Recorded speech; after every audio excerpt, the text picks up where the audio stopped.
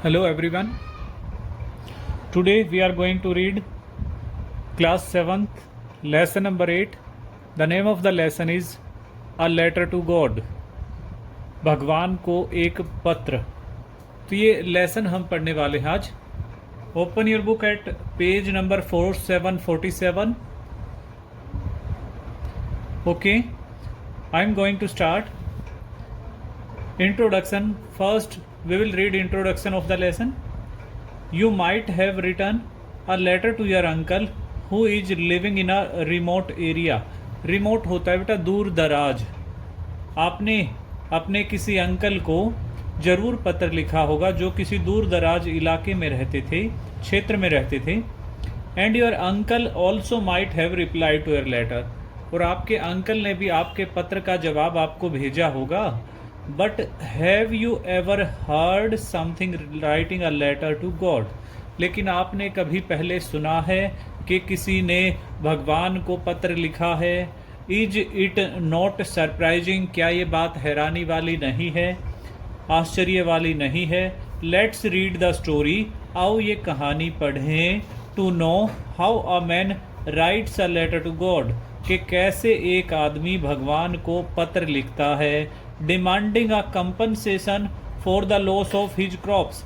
उसकी फसल तबाह होने के बदले में उसे कुछ डिमांड करता है. Because of the hail storm caused by God according to him. कि भगवान के द्वारा जो बारिश ओला वृष्टि की गई थी उसकी वजह से उसकी फसल तबाह हुई थी. तो ये आपके लेसन का इंट्रोडक्शन है.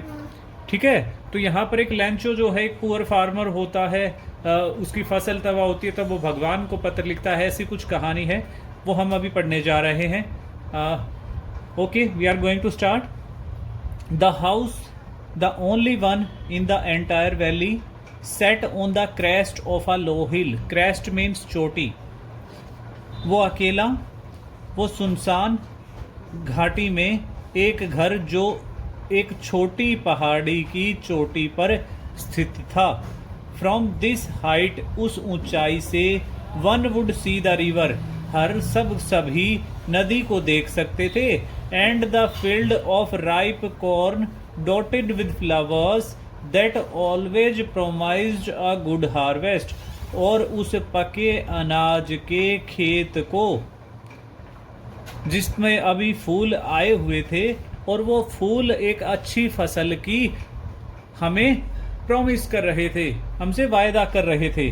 The only thing the land needed was a downpour और लीस्ट अ सावर. डाउनपोर होती है तेज बारिश, सावर होती है बौछार. अभी केवल क्या जरूरत थी उस जमीन को, जरूरत थी तेज बारिश की या फिर हल्की बौछार की. Through out the morning Lencho had done nothing else but seen the sky towards the northeast. पूरी सुबह लेंचो ने कुछ भी नहीं किया, केवल आसमान में देखता रहा. किस दिशा में, किस डायरेक्शन में? North east. नॉर्थ उत्तर होता है, ठीक है. ईस्ट आपका पूरब होता है, उत्तर पूर्व दिशा में देखता रहा. Now we are really going to get some water women. वो अपनी पत्नी को कहता है अब हमें वास्तव में पानी मिलने वाला है. The women who was preparing supper replied. Supper होता है बेटा शाम को खाया जाने वाला खाना, रात का खाना. वो औरत जो रात का खाना बना रही थी उसने उत्तर दिया यस गॉड विलिंग. हाँ, भगवान की इच्छा होगी तो हमें जरूर कुछ मिलेगा. It was during the meal that. ये खाने का समय था. Just as Lencho had predicted होता है पूर्व अनुमान. पहले से जो हम अनुमान लगाते हैं that is called predicted.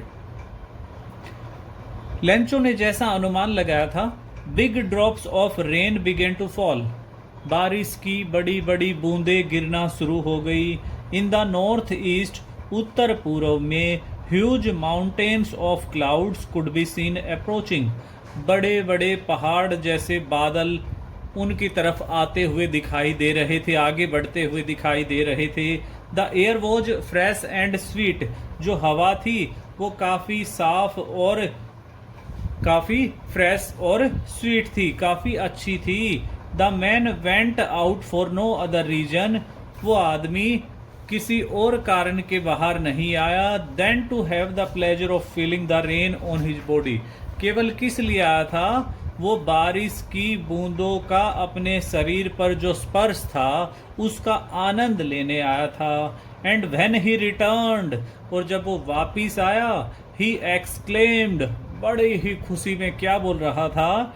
These are not rain drops falling from the sky, ये आसमान से गिरने वाली बारिश की बूंदें नहीं हैं। They are new coins with a satisfied expression, ये हमारे लिए नए सिक्के हैं। वो एक संतुष्टि के भाव में कह रहा था, अब बारिश हो रही है, अभी हमें बहुत अच्छी फसल मिलेगी जिससे हमें पैसे मिलेंगे, तो ये उसके लिए किसी कॉइन से कम नहीं थी। He looked at the field of ripe corn with its flowers, उसने पकी हुई जो फसल थी, अनाज था, उसकी तरफ देखा, उसके फूलों की तरफ देखा। Draped in a curtain of rain, अब वो फूल किस में लिपटे हुए थे? ड्रैप्ड मीन्स लिपटे होना, बारिश की बूंदों की चादर में लिपटे हुए थे।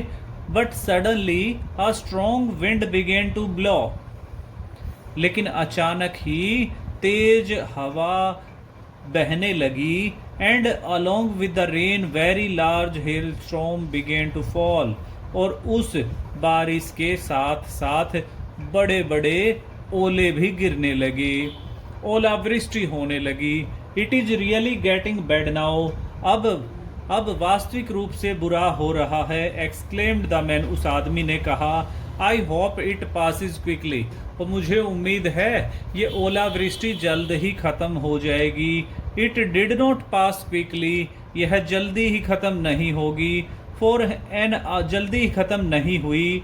For an hour the hell rained on the house, the garden, the हिल, तकरीबन 1 घंटे तक ओलावृष्टि उस घर पर, उस बगीचे पर, उस बगीचे और पहाड़ी की तरफ, द कॉर्नफील्ड, अनाज के खेत की तरफ, and on the whole valley, और पूरी घाटी में। The field was white as if covered with salt, खेत पूरा सफ़ेद हो चुका था, जैसे नमक गिरने से चारों तरफ सफ़ेदी हो जाती है, तो ऐसा लग रहा था जैसे हर तरफ नमक ही नमक गिरा हुआ है। Note a leaf remained on the trees, एक सिंगल पत्ती भी पेड़ों पर नहीं बची थी। The corn was totally destroyed, तबाह होना, नष्ट होना, फसल पूरी तरह से नष्ट हो चुकी थी।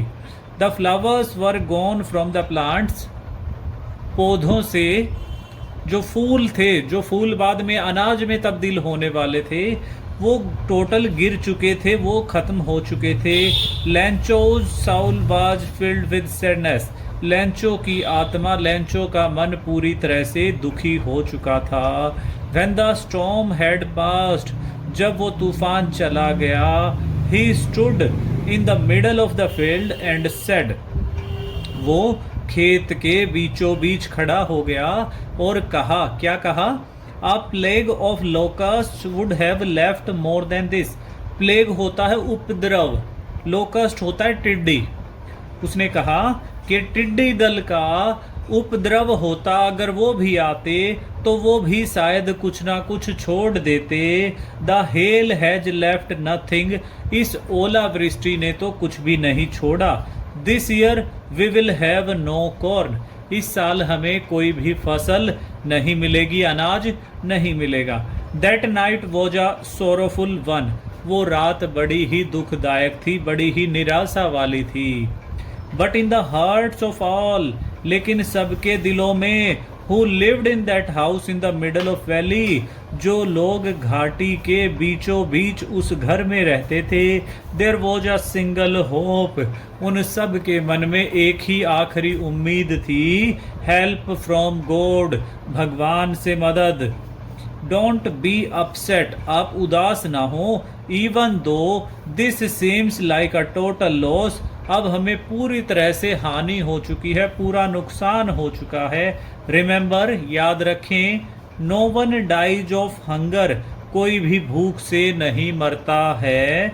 ऑल थ्रू द नाइट, उस पूरी रात भर, Lencho thought only of his one hope, the help of God. Thought think होता है बेटा सोचना, थिंक थॉट थॉट। पूरी रात भर लेंचो ने केवल एक ही मदद के बारे में सोचा। वो क्या मदद थी? हेल्प ऑफ गॉड, भगवान की मदद। Lencho was an ox of a man, Lencho एक बैल की भांति था, बैल की तरह एक कठोर परिश्रम करने वाला आदमी था। Working like an animal in the field, वो खेतों में जानवर की तरह काम करता था। But still he knew how to write, लेकिन वो जानता था कैसे लिखा जाता है। द फॉलोइंग संडे, आने वाले रविवार को, he began to write a letter, उसने एक पत्र लिखना शुरू किया। Which he himself would carry to the town, जो वो खुद ही कस्बे में, शहर में लेकर गया। And place into the mail, और उसे पोस्ट ऑफिस में डाल दिया। It was nothing less than a letter to God, और ये और कुछ नहीं, भगवान को लिखा गया एक पत्र था। गॉड ही रोट, उसने पत्र के बाहर क्या एड्रेस डाला? God.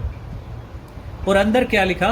If you don't help me, अगर आप मेरी मदद नहीं करेंगे, my family and I will go hungry this year, मैं और मेरा परिवार इस साल भूखे मर जाएंगे। आई नीड 100 पाउंड्स, जैसे हमारी करेंसी रुपए होती है, तो जिस जगह की भी बात करें वहां की करेंसी पाउंड्स थी, पाउंड्स। मुझे 100 पाउंड चाहिए। इन ऑर्डर टू सो होता है बेटा उगाना, बोना। माई फील्ड अगेन, मुझे फिर से फसल में, खेतों में फसल बोनी है। And to live until crops came, और जब तक जिंदा रहना है तब तक नई फसल ना आ जाए। बिकॉज द हेल स्टॉर्म, क्योंकि फसल, इस ओलावृष्टि ने सब तबाह कर दिया है। तब तक के लिए मुझे जिंदा रहने के लिए तकरीबन 100 पाउंड्स चाहिए। ही रॉट, उसने पत्र के बाहर क्या लिखा? टू गॉड, भगवान के लिए। And put the letter inside, और पत्र को उसके अंदर डाला। एंड वेंट टू टाउन, और फिर अपने गांव आ गया। एट द पोस्ट ऑफिस, उस पोस्ट ऑफिस